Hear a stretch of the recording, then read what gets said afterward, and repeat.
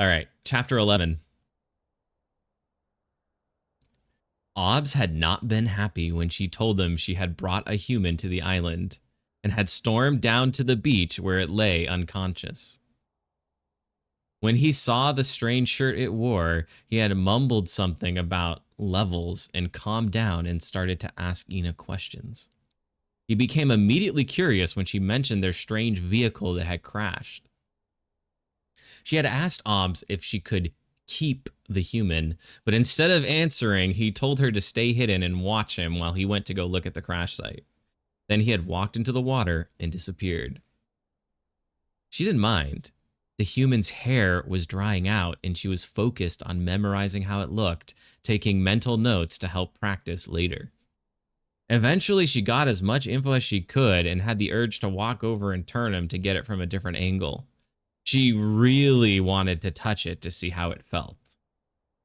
After a period of boredom, the human had started to stir. She watched as he scooted back and let out an exclamation of pain as he burned his bare bottom on the hot sand, jumping to his feet. Humans are kind of stupid, I guess, she thought. Her opinion wasn't improved when the human started muttering to himself. Ina tried to listen, but it just sounded like garbled nonsense. Then it shouted a few more nonsense words and decided to walk down the beach. He doesn't look scared at all. Does he know where he is? As the human walked down the shore shouting nonsense, Ina followed along behind him. This island was her home, and with thousands of hours spent practicing her camouflage here, she was effortlessly almost invisible to the naked eye. She took some care not to disturb the sand too much when she walked, but the human never even looked in her direction. Ina started to get a minor headache, which she ignored, and then realized some of the words the human was shouting were starting to make sense. "Is anyone here?" it shouted. It finally decided to start talking normal, I guess, she thought. As the human walked, Ina continued to be focused on the human's hair. She almost became visibly excited when a gentle shore breeze started rolling in. This allowed her to study how it interacted with his hair. The way it pushed it around, how clumps of hair would resist being moved, how some small single strands separated themselves out to veer off at odd angles. There was also a surprising, greasy sheen to it that partially reflected the rising sun's light. Wonder how well it holds moisture. Is it still partially damp? Eventually, the human reached the cove where Ina had practiced her underwater camo before she was allowed out into the ocean. She would still sometimes bring new plants or coral here so she could learn their patterns. The human had spotted some debris from the crash floating there and had become visibly excited. It was obvious he was going to start collecting it.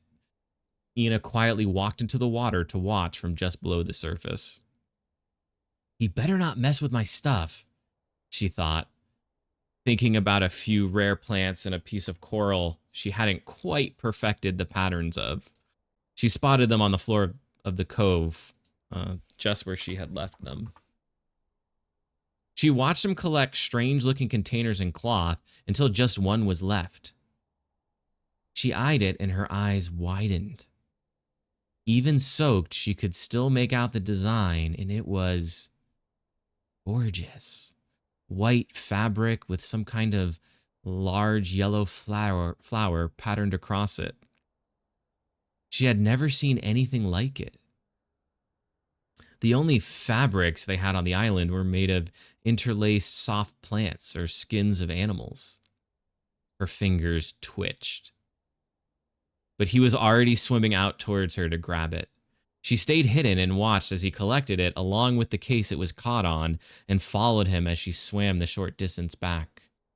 As he moved out of the water onto the beach, she carefully poked her head out of the water and focused on the fabric, which was now hanging down from his hand and dragged gently on the sand. She saw it had arm openings. Her skin quivered. It's a dress!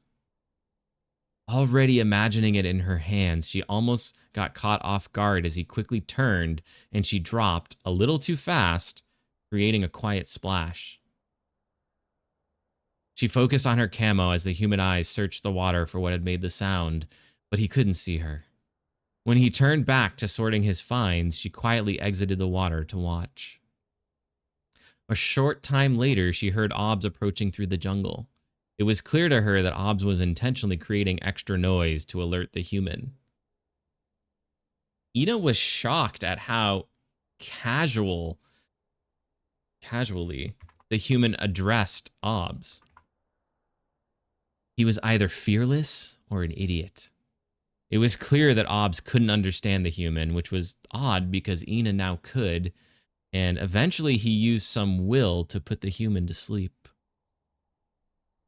All right, Ina, you can understand him by now, right? What was he saying? Ina ended her camo and stepped aside. He asked if you know English. Well, I have no idea who that is. I looked at the vehicle and even the material it's made from is nothing like I've ever seen, even from previous ages. Also, none of them have any levels or skills. At least, they didn't have any until after the crash. I suspect him and the other humans have come here somehow from another world. Another world? Obbs pointed up and raised his eyebrows. From the sky? Obbs nodded. Something like that, yes. Ina thought for a moment. If they have no levels, they are all going to die, even if the Naga don't find them. Maybe, but it took much power for them to be here. Either they have it, or someone here does. Eventually, the human woke up and Obbs engaged him in conversation. Apparently, the human had no idea where he was and still thought he was wherever he came from. Wherever that was had some kind of system of helpers called the Coast Guard that he wanted to hire to search for his daughter.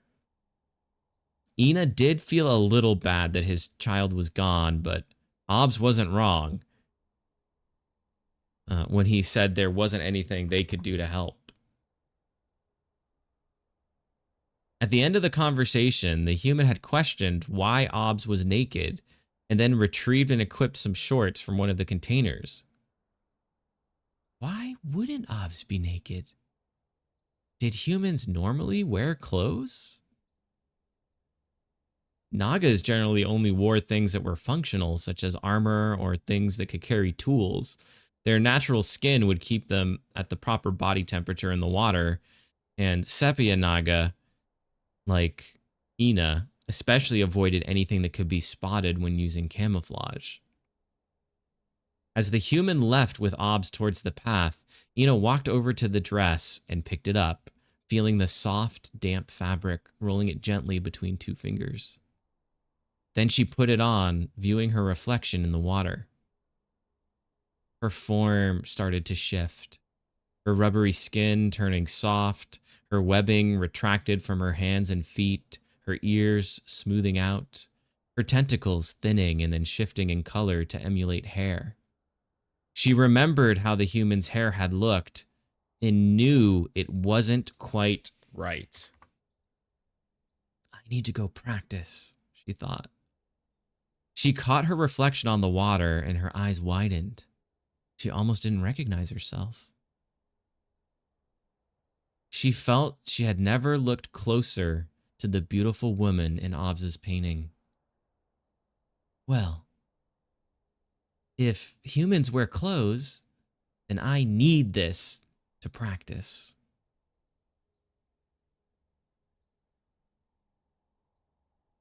Ina's area of Obbs's cave had two entrances, a wooden door that led out into the common area, and an underwater entrance that led out to the pool next to it.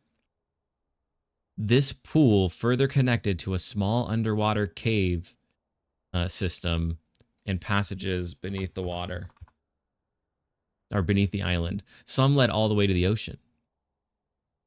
The chamber, a slightly irregular circle whose rock walls bulged outwards gradually so it could be easily climbed until about head height, where it started to taper back like the top of a sphere. There was a small opening that let light in. Underneath it lay a piece of coral she had found with the perfect shape to plug the hole for when she wanted to darken the room or when storms blew by. The gentle slope of the walls functioned as excellent natural shelving and was absolutely covered with dozens of unique rocks, crystals, pieces of strange wood, carapace. There was even a few small gems that she had placed prominently underneath the window. This part of the chamber also had her sleeping area, packed with soft ferns and a cotton blanket. Obbs had gifted her the cotton blanket long ago. There was also a short wooden stool and a small makeshift table, which was more a plank resting on top of two rocks. The small table had only one object on it, her mirror. This all contained the left side of the chamber. Oh, wait, this was all contained on the left side of the chamber. The rock floor eventually terminated at a small pool of water that obscured a larger pool below. This area held her underwater collection and also functioned as an aquarium. Some things, especially from the reef, just looked better underwater.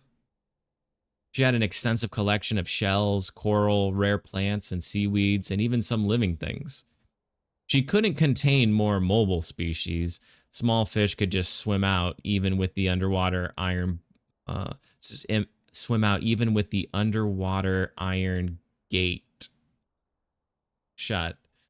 But she kept some shellfish, sea urchins, starfish, and a few types of anemones and coral. And I should say living coral. The whole collection that she had painstakingly built up over the years was her main source of excitement. Each piece had been evaluated and placed precisely in the chamber. She returned through the water entrance. She and Obbs alternated catching dinner, and it was her night. She knew the human would be eating with them and decided she wanted something especially good.